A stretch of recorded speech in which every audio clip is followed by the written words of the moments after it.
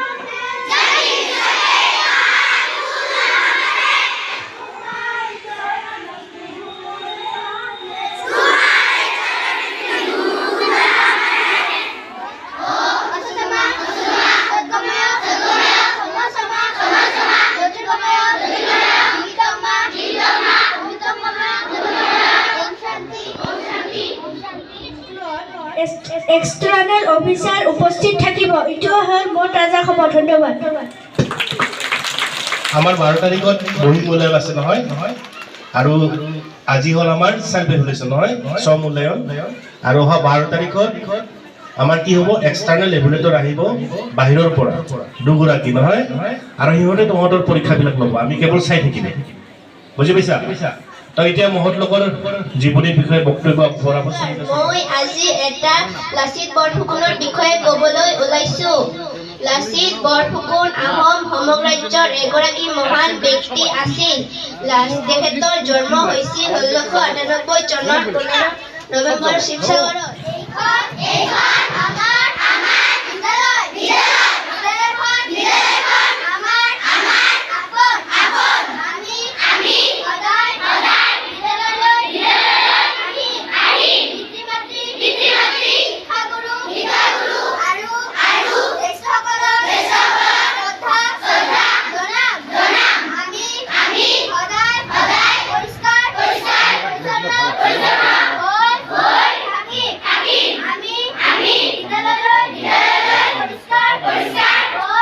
আমি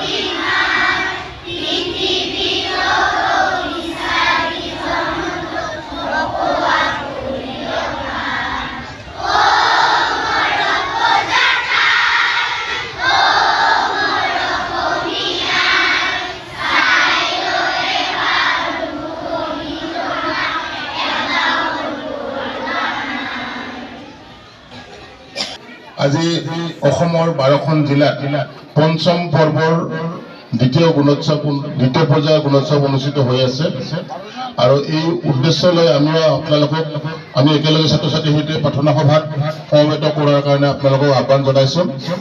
এটা কথা হ'ল যে অহা 12 তাৰিখ অৰ্থাৎ আজিৰ পৰা দুদিন পিছত মানে আজি মঙলবাৰ, বুধবাৰ, বৃহস্পতিবাৰ, শুকুৰবাৰ দিনা আমাৰ বিদ্যালয়ত বহি মূল্যায়ন হ'ব। বাহিৰৰ পৰা দুগৰাকী ছাৰ বাইদেউ আমাৰ মূল্যায়ন লোৱাৰ কাৰণে আহিব আৰু আমাক সহায় কৰাৰ কাৰণে সিদিনাখন বেলেগ স্কুলৰ পৰা মোটামুটি 30 জনতকৈ অধিক আমাৰ ছাৰ বাইদেউসকলো আহিব। কিন্তু এটা দুখৰ বিষয়, এই মূল্যায়নত আমাৰ বিদ্যালয়ৰ শিক্ষক কেৱল নৰেশ বিশ্বাস, প্ৰাণচুত্ৰধৰ আৰু প্ৰধান শিক্ষক হিচাপে মইহে থাকিম, বাকী কোনো শিক্ষক শিক্ষয়িত্ৰী নাথাকে। বাহিৰৰ শিক্ষকেহে আমাৰ মূল্যায়ন ল'ব। এতিয়া এইবুলি এটা নতুন কাৰ্যসূচী চৰকাৰে হাতত লৈছে। গতিকে আপোনালোকক যোৱা কেইদিনমান আকৌ এইটোৱে হ'ল যে আজি যেনেকৈ আপোনালোকে আমাক যি ধৰণে সহযোগিতা আগবঢ়াইছে, ঠিক সেইদিনাখনৰ বাহিৰা যি আমাৰ মূল্যায়সকল আহিব তেওঁলোকৰ সন্মুখত আপোনালোকৰ এই যোগদানটো নিশ্চিতভাৱে আমাৰ দৰকাৰ আছে। আপোনালোকৰ সহযোগিতা সিদিনাখনো লাগিব। সিদিনাখন আপোনালোকে ঠিক 9 বজাৰ আগতে যাতে আহি পায় সকলে, তাৰ কাৰণে আমি আজি আপোনালোকক সাদৰে অনুৰোধ জনাইছোঁ। আৰু এটা কথা হ'ল যে এই যে মাজত দুদিন সময় আছে, বুধবাৰ আৰু বৃহস্পতিবাৰ, আমাৰ এই দুদিনত কোনো শিক্ষকে নাথাকিব, চবৰে ডিউটি, চবে বাহিৰত যাব, মাত্ৰ আমি দুজনে স্কুলত থাকিম। গতিকে আজি যোৱাকালি আমি আমাৰ ডিপাৰ্টমেণ্টত এই সম্পৰ্কত জনাইছিলোঁ যে আমি 2জন শিক্ষকে এই 6জন ছাত্ৰ ছাত্ৰীক কি ব্যৱস্থা ল'ম, কিন্তু আমাক ঠিক ছুটিৰ আগে আগে এই সম্পৰ্কত আমাক বিভাগৰ পৰা জনাব কি কৰিব লাগিব। গতিকে আপোনালোকে ছুটিৰ সময়ত এই কথাখিনি শুনি যাব যে আমি অহাকালি আৰু পৰহি এই 2 দিন আমি কি কৰিম। কাৰণ যেহেতু ইয়াৰ আমাৰ ছাৰ বাইদেউসকল কোনেও নাথাকিব, চবৰে বেলেগ বেলেগ স্কুল ডিউটি আছে, একজনৰ নাথাকে, আমি মাত্ৰ 2জনেই থাকিম। 2জনে ইমান ল'ৰা ছোৱালীক চম্ভালাটো মুস্কিল আছে। সেইকাৰণে আমি ডিপাৰ্টমেণ্টক জনাইছোঁ।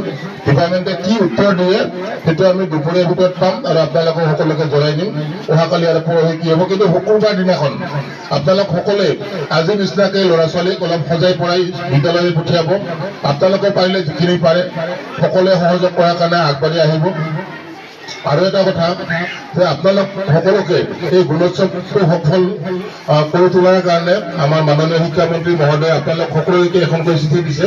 এই চিঠিখন মই অলপ পিছত আপোনালোকক বাহিৰত ভগাই দিম, আপোনালোকে চিঠিখন পঢ়ি চাব। আৰু সেই মৰ্মে তাত চিঠিখন লিখা অনুযায়ী আপোনালোকৰ যি কৰ্তব্য আছে, আপোনালোকৰ যি ধৰণৰ সহযোগিতাৰ প্ৰয়োজন আছে, তাত গোটেইখিনি কথা উল্লেখ আছে। আপোনালোকে চিঠিখন পঢ়িব আৰু আমাক যিখিনি সহায়ৰ প্ৰয়োজন আপোনালোকে নিশ্চয় আগবঢ়াব এইখিনি কথাতে। আৰু একেবাৰে শেষত ক'ব বিচাৰিছোঁ যে আমাৰ যোৱা কেইদিনমান আগত আমি SMC আৰু আপোনালোকক লৈ আমি সাধাৰণ সভা পাতিছিলোঁ। তাত আপোনালোকৰ কেইগৰাকীমানক মই বিশেষভাৱে দায়িত্ব দিয়াৰ কথা কৈছিলোঁ। আৰু তেওঁলোকৰ বাহিৰে কিন্তু সকলোৱে হুলস্থুল কৰিব নালাগিব, যাতে সেইদিনাখন হুলস্থুল নহয়। আৰু সেই যিসকলে ইয়াত থাকিব ভিতৰত, তেওঁলোকে নিয়ম শৃংখলাৰ মাজেৰে আমাৰ ভিতৰত যিসকল অতিথি থাকিব তেওঁলোকক আদৰ আপ্যায়ন যিখিনি কৰাৰ প্ৰয়োজন আছে সেইখিনি কৰিব। 20 গৰাকীমান হ'লে হৈ যাব। আৰু সেই 20 গৰাকী কাক কাক ৰাখিব, কোনে কোনে থাকিব, সেইটো আমি SMCক দায়িত্ব দিছোঁ। SMCৰ যিসকলে সেইখিনি দায়িত্ব গ্ৰহণ কৰিব। তাৰপিছত আপোনালোকক অন্যান্য বছৰৰ দৰে এইবুলিও গুণোৎসৱৰ শেষত আপোনালোকক একেলগে আমাৰ যি বাহ্যিক মূল্যায়ন আহিব, তেওঁ আপোনালোকক উদ্দেশ্যি কেইটামান কথা ক'ব। আৰু আপোনালোকৰ যদি কিবা ক'বলৈ আপোনালোকৰ ছাত্ৰৰ খাতিৰত এনেদৰে আপোনালোকে আগবাঢ়ি আহে আমাক সহযোগিতা কৰাৰ কাৰণে সকলোকে পুনৰবাৰ ধন্যবাদ যাচি আমাৰ বৰ বক্তব্য সামৰিছোঁ। লগে লগে আপোনালোক এতিয়া ওলাই নাযাব, ছাত্ৰ ছাত্ৰীখিনিক শৃংখলাবদ্ধভাৱে শ্ৰেণীত যাবলৈ সুযোগ দিয়ক। তাৰপিছত আপোনালোকে লাহে লাহে ওলাই থাকিব। আৰু চিঠিখিনি মই বাহিৰত দিয়াৰ ব্যৱস্থা কৰিম, আপোনালোকৰ গাৰ্জেনৰ হাততে দিম, তেওঁলোকে চিঠিখিনি ভগাই দিব, আপোনালোকে চিঠিখন পঢ়ি চাব। ধন্যবাদ।